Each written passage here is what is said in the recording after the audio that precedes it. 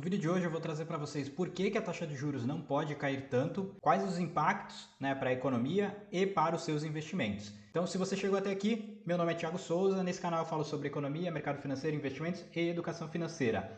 Se você não está inscrito no canal, aproveita, inscreva-se e já deixa o like nesse vídeo que me ajuda bastante. Sem mais delongas, vamos lá para o vídeo de hoje, vamos falar sobre a nossa taxa básica de juros, a nossa taxa Selic. Para começar, eu vou trazer para vocês aqui o gráfico, tá, de como que está atualmente a nossa taxa básica de juros. Hoje nós estamos em um patamar de 12,75, ou seja, já iniciamos o nosso ciclo de queda. E você deve estar me perguntando, pô, Thiago, a Selic é a linha azul, beleza, mas e essa linha laranja? Essa linha laranja é a taxa de juros americana, que mais para frente vocês vão entender por que ela está aqui, tá bom? Então, nós já iniciamos o nosso ciclo de queda, está em 12,75, perdão.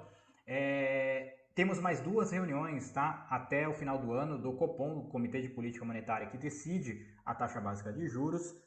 A expectativa, até trazendo aqui para vocês aqui o relatório Focus, tá? É um relatório que traz toda a expectativa do mercado financeiro para os principais índices e principais indicadores da economia. Se você quiser ter acesso a ele, é só ir no site do Banco Central do Brasil. Lá você consegue se cadastrar e receber, é bem legal. Se você tiver interesse, pode ir lá e fazer o seu cadastro. Tá bom? Então aqui nós temos aqui uma taxa Selic, como eu falei para vocês, expectativa de 11,75 para o final do ano, ou seja, 2 cortes de 0,5%, isso daí já está meio que dado. Para o ano que vem, a taxa Selic de 9%, 2025, 8,5% e 2026, 8,5%. Até aí, tá? Sem maiores problemas, mas o porquê que essas taxas que eu mostrei para você podem ser muito baixas e danosas para a nossa economia. E aí vamos trazer aqui novamente o gráfico que eu trouxe aqui da taxa de juros do Brasil e dos Estados Unidos. Se vocês forem ver aqui o histórico, aqui nós temos aqui a taxa de juros a partir de 2002, 2000 aqui, 2001, 2002. Vocês podem ver que a taxa de juros aqui do Brasil, ela veio numa tendência de queda, aqui principalmente aqui a partir de 2004 até 2014. E depois tivemos uma alta aqui em 2014, ali finalzinho do governo Dilma, onde a gente acabou dando um cavalo de pau na economia como um todo. Foi o período de maior recessão para um país sem guerras. Então a gente teve que subir a nossa taxa de juros, enquanto o mundo inteiro estava com taxa de juros baixas, inflação baixa, a gente teve que subir a nossa taxa de juros porque estava tudo descontrolado aqui na economia. Então nós tivemos aqui uma boa redução, um bom período de taxa de juros em queda. Por que essa taxa de juros estava em queda a partir de 2004? Porque nós tínhamos aqui... Porque nós tínhamos aqui um crescimento econômico muito pujante. Esse gráfico aqui que eu queria trazer para vocês aqui é o gráfico do PIB, do Produto Interno Bruto, onde mostra a linha azul é o PIB efetivo e a linha laranja é o PIB potencial. O que é o PIB efetivo? É toda a produção de bens e serviços, toda a riqueza que é produzida dentro de um país. O que é o PIB potencial? PIB potencial é a capacidade máxima de uma economia de geração de riqueza sem gerar aspectos inflacionários dentro do país. Então, se você for ver ali desde meados da década de 80, o Brasil veio numa crescente muito grande, de crescimento econômico, desenvolvimento, porém a partir de 2014 nós meio que estagnamos, ou seja, estamos 10 anos aqui com o PIB praticamente parado, ali nos mesmos patamares. Então é um período que a gente chama de década perdida, Mas se você for ver aqui no histórico, o Brasil veio crescendo até 2014 e isso teve reflexo na taxa de juros. Taxa de juros essa que vem caindo, ou seja, o diferencial de juros Brasil e Estados Unidos, vocês podem notar pelo gráfico aqui, que o diferencial de juros, a diferença entre juros brasileiro e juros americanos, eles vieram diminuindo porque o Brasil começou a atrair muito capital estrangeiro. O Brasil ainda é muito dependente de capital estrangeiro aqui para desenvolvimento de tecnologias, desenvolvimento de indústrias e por aí vai. Então o Brasil é muito dependente desse capital estrangeiro. Com uma taxa de juros baixa e um crescimento de PIB, um crescimento econômico forte, esse diferencial de juros aqui acaba reduzindo porque nós estamos em uma plena economia, tudo girando certinho. Só que o grande ponto que algumas pessoas não sabem é que o Brasil, por si só, ele não pode simplesmente determinar a sua taxa básica de juros sem levar em consideração fatores externos, né? Porque como o Brasil é dependente de capital estrangeiro, se ele acaba trazendo aqui para o gráfico de novo, se ele abaixar muito os juros, né, e fica meio que igual com os juros americanos, o que é melhor? Você investir nos Estados Unidos, moeda forte, economia pujante, ou investir no Brasil com problemas fiscais, com uma economia estagnada? Qual o melhor investimento que você acha que os investidores grandes, né, os grandes investidores, eles fariam? No Brasil ou nos Estados Unidos? Então, por isso que no Brasil, para termos aí o capital estrangeiro vindo para o Brasil, nós precisamos, né, remunerar mais esse investidor internacional, seja para investimentos no mercado financeiro ou seja para investimentos de infraestrutura e por aí vai. Então, o Brasil por si só não consegue fazer, definir, né, a sua taxa básica de juros. E como que está o cenário atual de investimentos no Brasil? Aqui é um outro gráfico que eu queria trazer para vocês, ó, que é esse daqui aqui no cantinho, né, investimentos diretos no país. A partir de 2023, os investimentos diretos no Brasil eles vêm diminuindo, isso em dólar, né? Então vocês podem ver aqui que estávamos vindo aqui com crescimento em 2022 e a partir de 2023 até o cenário econômico mundial também mudou também o cenário político aqui no Brasil, muita coisa mudou também nesse ano de 2023. Então, conflitos armados, né? Ucrânia e Rússia começou ano passado, aí esse ano começou Israel e Hamas, então o cenário global está bem complicado. Então isso acaba também impactando aqui nos investimentos diretos no Brasil. E com isso nós precisamos, né, nós Brasil, precisamos remunerar mais o investidor que vem alocar o capital aqui. Então nós não podemos reduzir tanto a nossa taxa básica de juros como a gente esperava. Até no começo do ano o Lula estava pressionando muito o Roberto Campos Neto para que diminuísse o mais rápido possível a taxa de juros, para que a economia andasse, né, de forma mais pujante. Né? Esse era o desejo tanto do Haddad quanto do Lula, porque a gente sabe que uma economia travada é ruim para quem está na presidência, quem está no Ministério da Fazenda. Afinal, eles são cobrados ali pelas promessas feitas ao longo da campanha eleitoral. Então, para eles era muito interessante que a nossa taxa básica de juros diminuísse, para que nós pudéssemos, né, ter uma atração maior na economia. A gente sabe, né, qual o conceito da taxa básica de juros. O conceito da taxa básica de juros é servir como um balizador das principais taxas do país e também um motor ali de política monetária para controlar a inflação. A partir do momento que nós temos uma inflação baixa, né, os juros ele pode ir diminuindo. Se nós temos uma inflação alta e os juros altos, a economia se contrai, né? Porque quem vai pegar empréstimo com juros altos acaba dando uma segurada, porque os juros acabam impactando muito na vida da pessoa, na vida de uma empresa. Então eles dão uma segurada e a economia dá uma arrefecida. A partir do momento que você abaixa a taxa de juros, a economia fica um pouco mais pujante. Então esse era o grande sonho e o desejo do Lula e do Haddad, porém o Roberto Campos Neto e outros integrantes do Copom resolveram dar uma segurada. Por que eles resolveram dar uma segurada na taxa básica de juros? E aí vem o ponto que eu queria trazer para vocês da taxa básica dos Estados Unidos. Né? Os Estados Unidos vêm crescendo gradativamente a sua taxa básica de juros. Deixa eu voltar aqui que está em cima. Vem crescendo gradativamente a taxa de juros e a expectativa é que nos Estados Unidos essa taxa básica de juros se prolongue por um tempo maior. Então, a partir do momento que a taxa de juros dos Estados Unidos se prolongue por um tempo maior, a gente não pode ter uma taxa de juros muito próxima da taxa dos Estados Unidos. Os investidores tirariam dinheiro do Brasil para alocar nos Estados Unidos. Afinal, o diferencial é muito pequeno, né? Não faz sentido você correr mais risco aqui e ganhar quase a mesma coisa. Então, por isso que o Roberto Campos Neto segurou e esperou o mercado internacional dar um sinal para que ele pudesse cair os juros. E mesmo assim, a redução de juros está sendo gradual. Então, nesse gráfico aqui, nós temos o juro real do Brasil e juros real dos Estados Unidos. O que é o juro real? É quando a gente pega a taxa de juros nominal, né? Lembra os 12,75 aqui do Brasil e os 5,5 dos Estados Unidos e subtrai a inflação.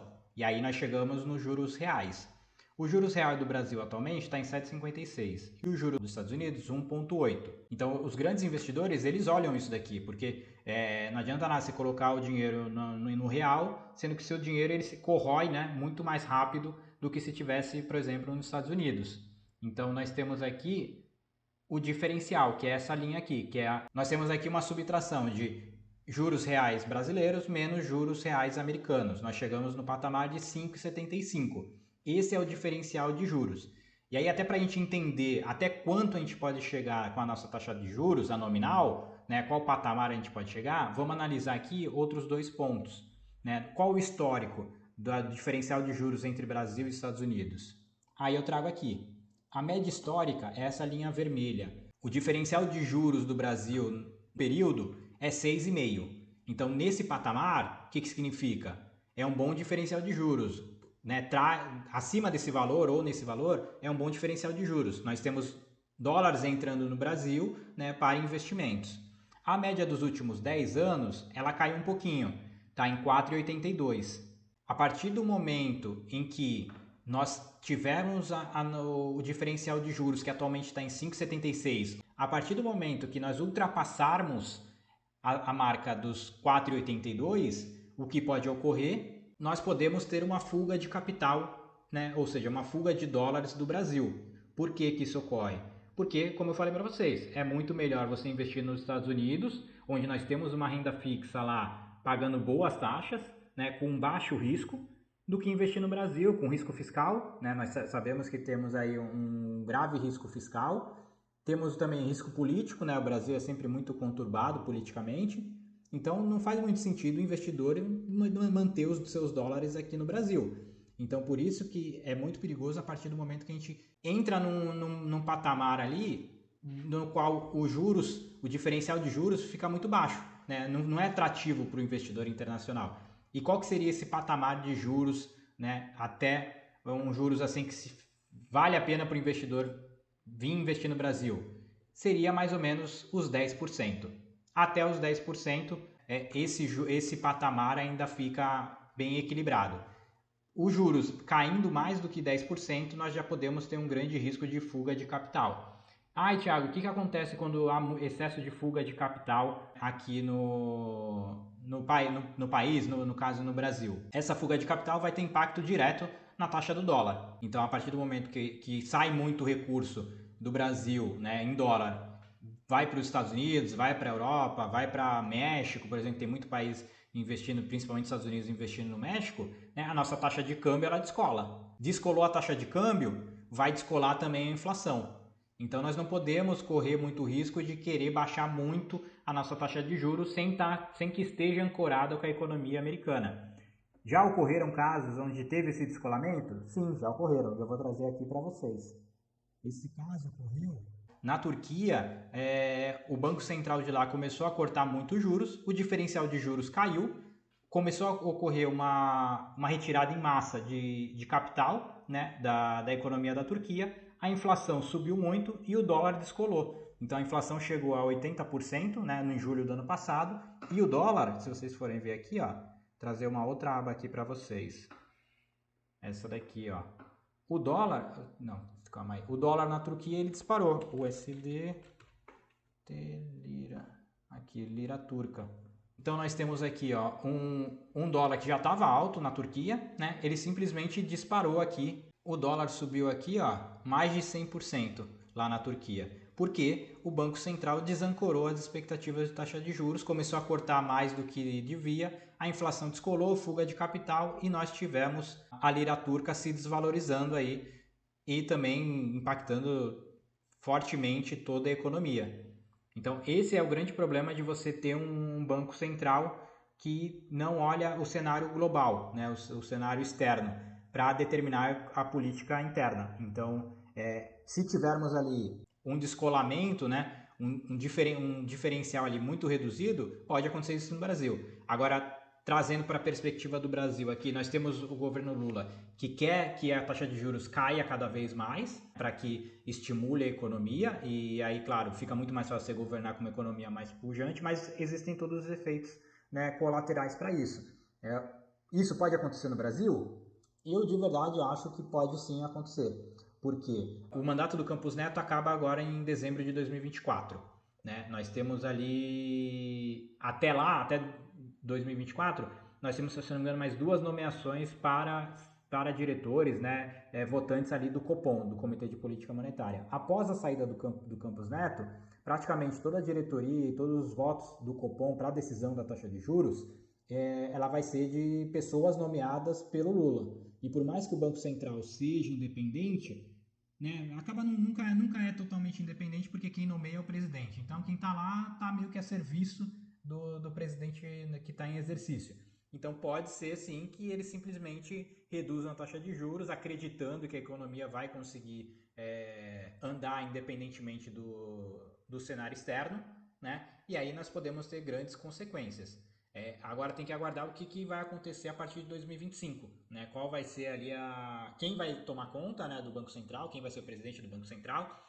Nós temos ali o Galípolo, que provavelmente vai ser ele que vai dirigir o Banco Central a partir de 2025, e quais serão as medidas que ele vai tomar com a taxa de juros, né? Se vai realmente obedecer o Lula ali e baixar a forceps ali a taxa de juros. Vamos ter que aguardar. Mas o que eu queria trazer para vocês era isso. Né? Nós não podemos abaixar simplesmente porque nós queremos, né? Depende de outros fatores externos, como eu mostrei para vocês. Nós temos que ter um diferencial de juros maior, porque nós temos mais risco aqui no país. Então, esse é o cenário atual. Na taxa atual, né, de 12,75, até que nós estamos bem, estamos dentro da média. A partir do momento que os juros dos Estados Unidos se permanece ali muito alto, né, 5,5%, 6% talvez, na próxima reunião do Fed, e esse diferencial caia, o nosso juros não pode passar dos 10%. Se ele cair mais do que 10%, talvez tenhamos ali uma fuga de capital e todos os desenrolares ali dentro da nossa economia. Eu vou deixar para vocês também 2 cards aqui de 2 outros vídeos falando sobre situações econômicas, tanto no Brasil quanto fora. E se você gostou desse vídeo, não esquece de curtir e compartilhar. E nos vemos no próximo. Até mais. Valeu, tchau, tchau.